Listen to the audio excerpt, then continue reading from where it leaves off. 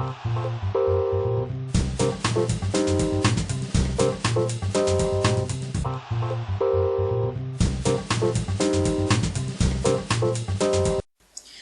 à tous et bienvenue sur votre assistante, le blog. Aujourd'hui, nous allons découvrir comment insérer un tableau Excel dans un document Word. L'insertion d'un tableau Excel dans un document Word est très pratique puisque cela vous permet d'avoir votre tableau toujours à jour dans votre document et surtout d'utiliser les formules de calcul que vous retrouverez habituellement sur Excel.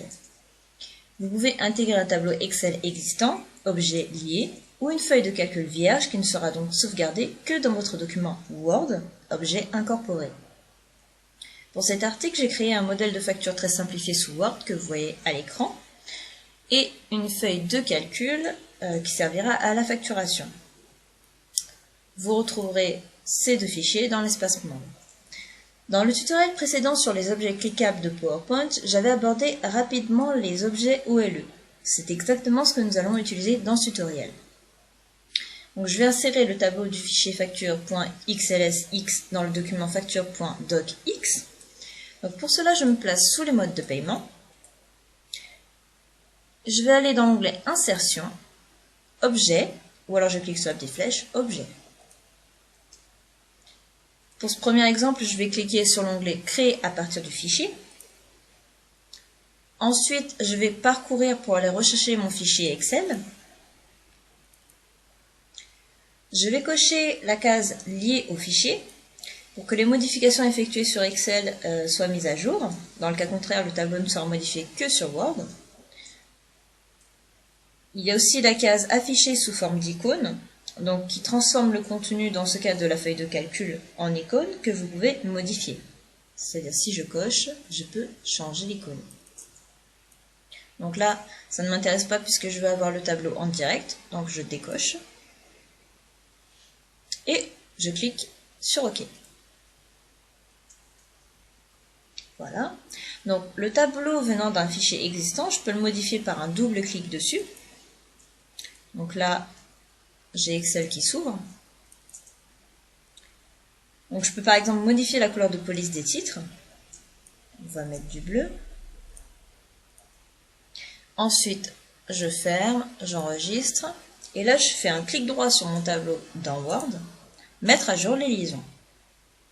Donc bien sûr, ça marche pour le bleu des titres, mais ça fonctionne aussi si je modifie des données. Alors, dans le cas où vous ne souhaiteriez plus avoir le tableau en relation avec le fichier externe, vous faites un clic droit dessus, et vous allez dans Objet, Feuille de calcul liée, Liaison. Et là, dans cette boîte de dialogue, vous cliquez sur Rompre la liaison. Annuler les liaisons sélectionnées, oui, voilà. Donc votre tableau est désormais une image, c'est-à-dire que si je double-clique, vous voyez, je n'ai plus la possibilité de le modifier directement. Donc si vous souhaitez quand même le modifier, vous faites un clic droit dessus, modifier l'image. Donc on vous dit que ce n'est pas un groupe mais une image importée. Est-ce que vous souhaitez la convertir en un objet de dessin? Je dis oui. Donc cependant, vous n'aurez plus vraiment les bénéfices de l'insertion de l'objet Excel puisque vous n'aurez plus les calculs et chaque caractère saisi se trouve dans une zone de texte, ce qui rend le travail moins fluide qu'auparavant. Donc si je veux modifier, ouais, j'ai une petite zone, c'est pas très pratique. Et bien sûr là, le total, faudra le changer manuellement. Donc ce que je vous conseille, si vous avez l'intention de modifier le tableau par la suite, donc on va annuler tout ça. Ça va mettre un peu de temps.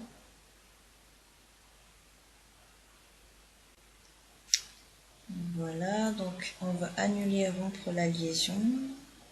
Voilà. Donc là, j'ai toujours ma liaison. Donc, je vais faire un clic droit dessus. Objet feuille de calcul lié, liaison. Donc cette fois-ci, je ne vais pas rompre la liaison. Je vais plutôt cliquer sur mise à jour manuelle. Donc de cette manière, vous serez obligé de faire un clic droit dessus. Donc je vais faire OK.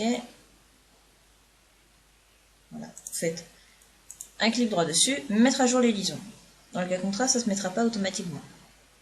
La deuxième chose que vous pouvez faire, pour empêcher complètement la mise à jour, c'est de cocher la case verrouillée. OK. Et alors là, impossible, vous ne pouvez plus les mettre à jour. Donc ça vous permet de toujours avoir votre tableau. Vous voyez?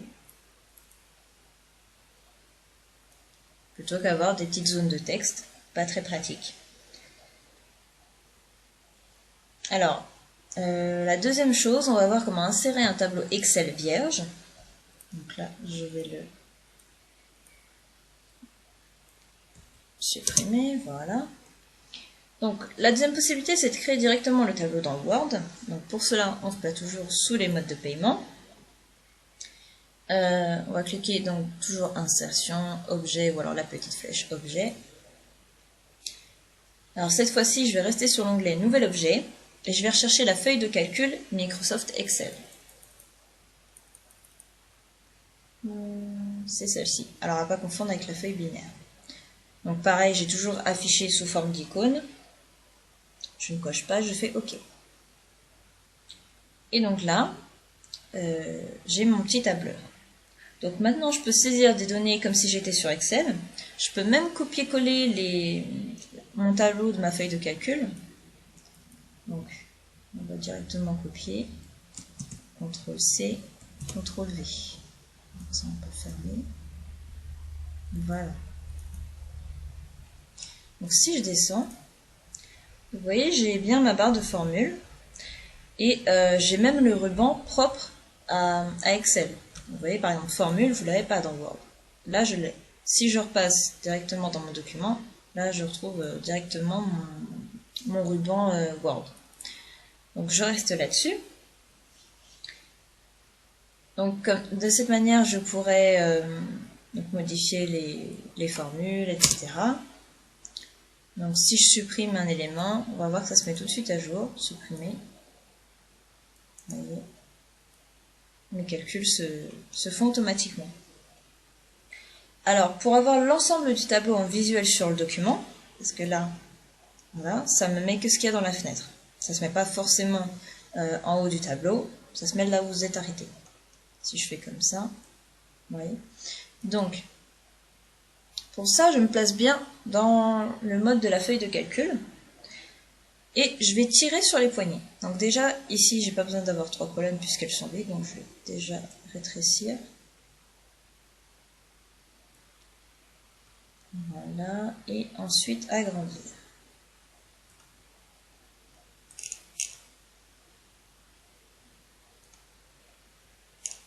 Voilà, donc on va encore agrandir un petit peu.